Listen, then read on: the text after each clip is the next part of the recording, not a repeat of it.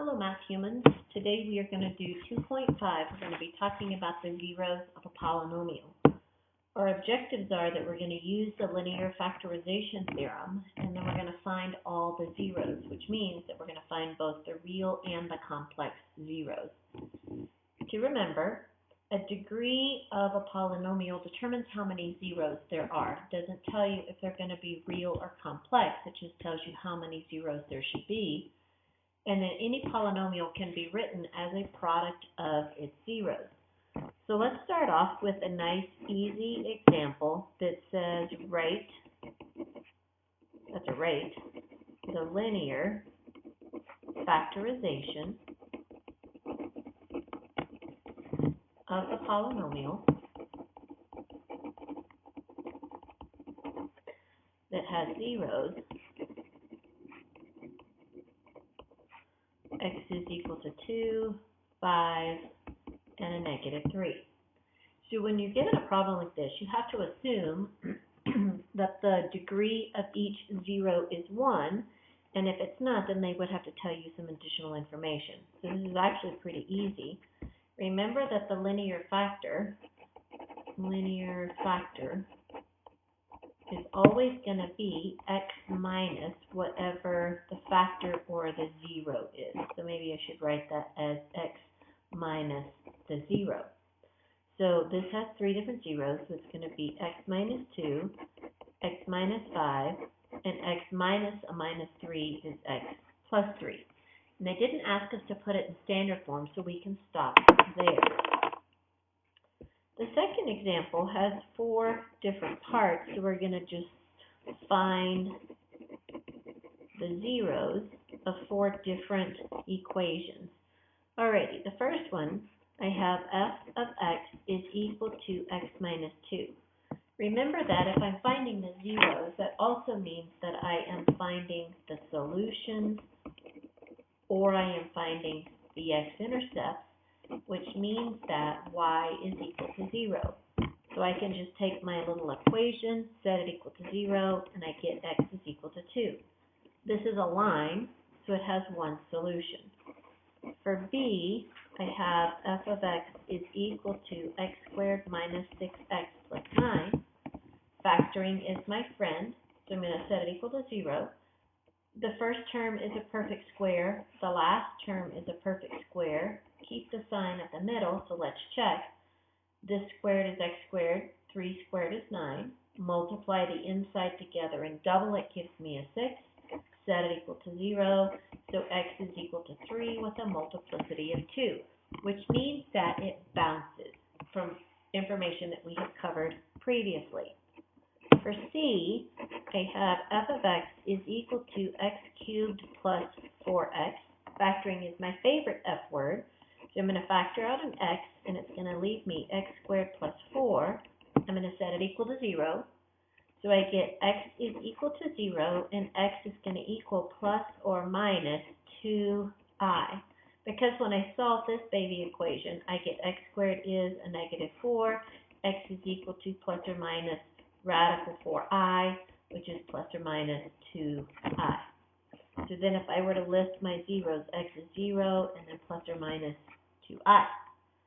The last one of these, d, says f of x is equal to x to the 4th minus 1.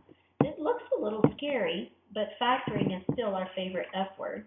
This is just a difference of 2 squares. This is x squared minus 1 and x squared plus 1.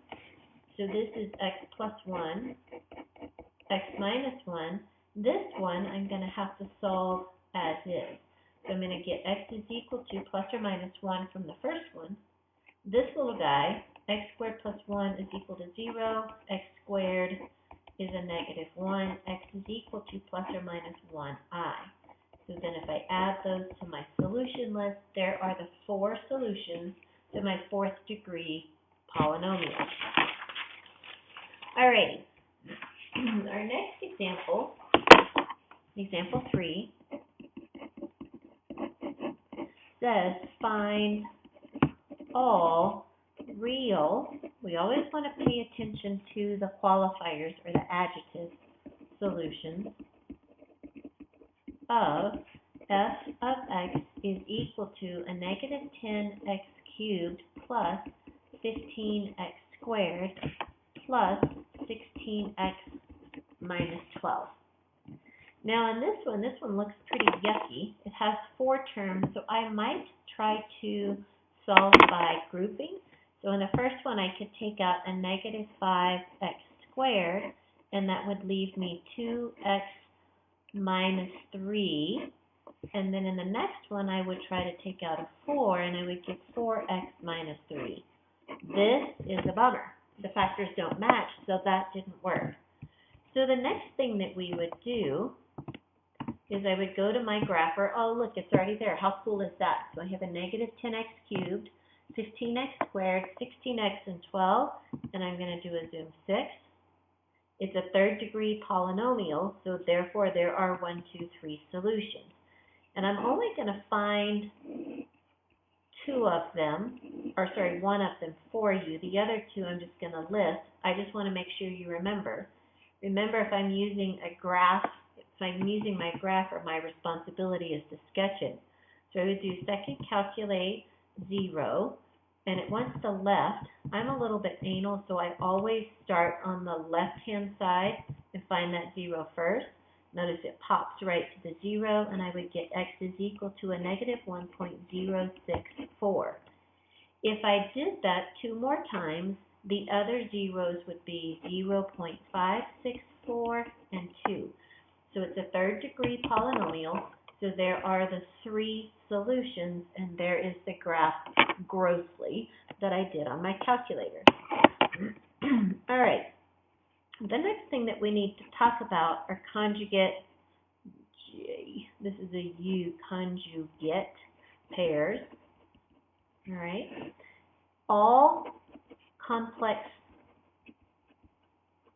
zeros occur in conjugate pairs.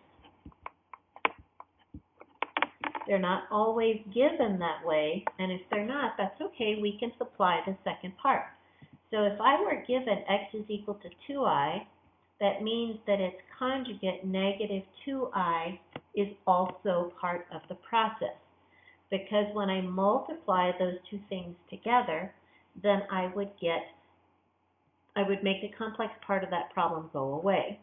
So what if one of my zeros was a negative 3i, and let's say it said x is equal to a negative 3i, well, that means its complex conjugate, 3i, would also come along. So even if it's not given, all complex numbers occur in conjugate pairs.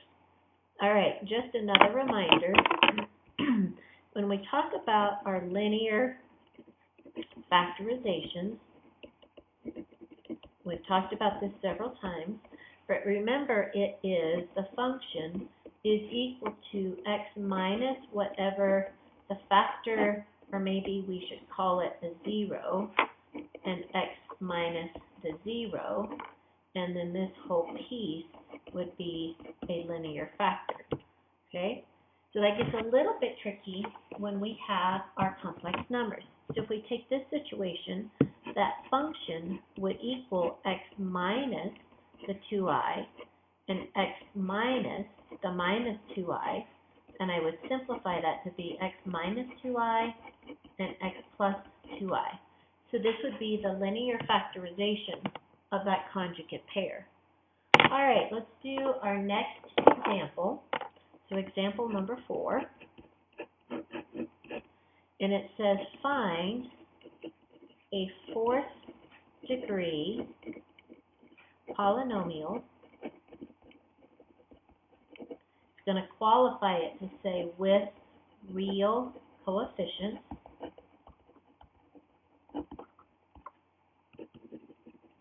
that has zeros of -1, -1, and 3i. Okay, a couple of things to notice. We're looking for a 4th degree. They gave us 3 zeros, but that also means that the conjugate pair is there, so that would be 1, 2, 3, 4 zeros. So I'm going to start by writing my factorization, I have x plus 1. That takes care of the negative 1. It's repeated twice, so it has a multiplicity of 2. And then I'm going to have x minus 3i and x plus 3i. It's not stated, but the assumption is that you will put this particular polynomial in standard form. So I'm going to expand this first. This is x squared plus 2x plus 1. And then I have x minus 3i and x plus 3i. This is a conjugate pair, so this is going to become x squared minus 9i squared, and this is going to become x squared plus 9, which again is why the complex number appeared as a pair, because then I can get rid of the imaginary numbers. Now I need to distribute these two things so that I can write a polynomial in standard form. I'm going to do it in a box, plus 2x plus 1, and then I have x squared plus 9. I'm going to draw my handy-dandy box. I'm going to get a little bit lazy. Squared and squared is x to the 4th. This is 9x squared. This is 2x to the 3rd. This is 18x, x squared, and 9. My like elements are kind of on the diagonal, so my function in standard form is going to be x to the 4th plus 2x cubed plus 10x squared plus 18x plus 9. And that was actually not too difficult. All right, our next example, example number 5, says to find all, and all is a key word, zeros of f of x is equal to x to the 4th minus 3x cubed plus 6x squared plus 2x minus 60, given the factor 1 plus 3i. So that would be the way the problem would start. Notice that they gave us 1 plus 3i, which means that I also have 1 minus 3i. So the only thing that I can start with right now are my complex numbers, so I'm going to write those factors, and it's going to be, remember, it's x minus the factor. So this is going to turn into x minus 1 plus 3i times x minus 1 minus 3i. I'm going to simplify that to be x minus 1 minus 3i times x minus 1 plus 3i. All right, I can't do any math at the plus until I manage this and lose the complex numbers. So I am going to, oh, that's a 1. Oops, sorry, my bad. I can say, what the heck happened? So x minus 1 minus 3i I'm going to put on the top. And then I'm going to do x minus 1 plus 3i on the side. I'm going to draw my little box, kind of. That's close enough. X squared minus x, 3xi minus x plus 1 minus 3i minus 3xi plus 3i and minus 9i squared, which turns into a plus 9. Notice that all of the i's go away. If they don't, you screwed up, and you need to go back and fix it and find your mistake.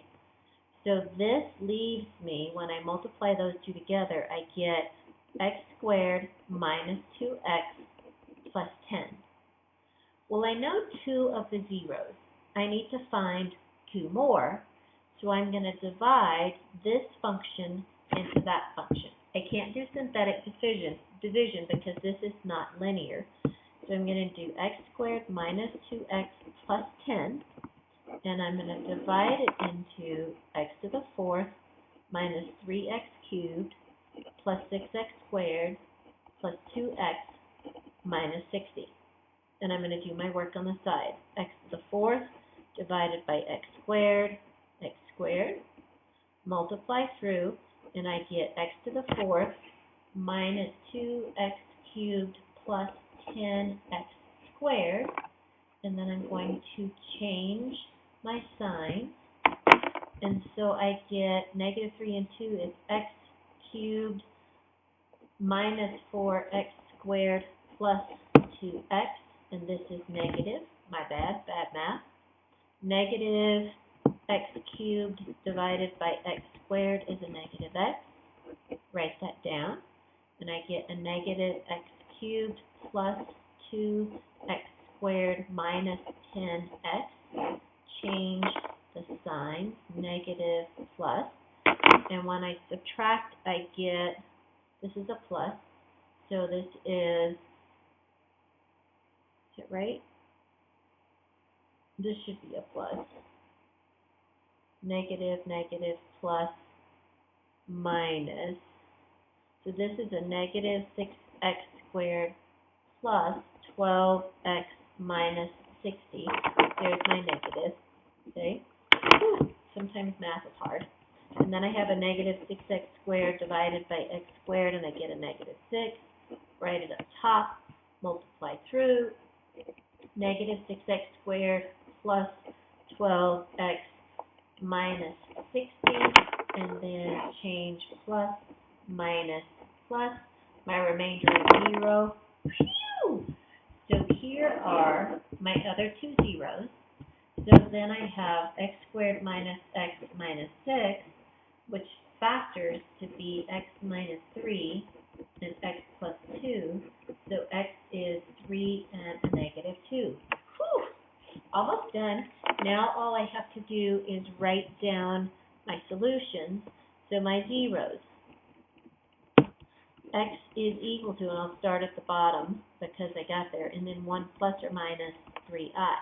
If you'll remember, way back when we started, whoop, where is it? There it is.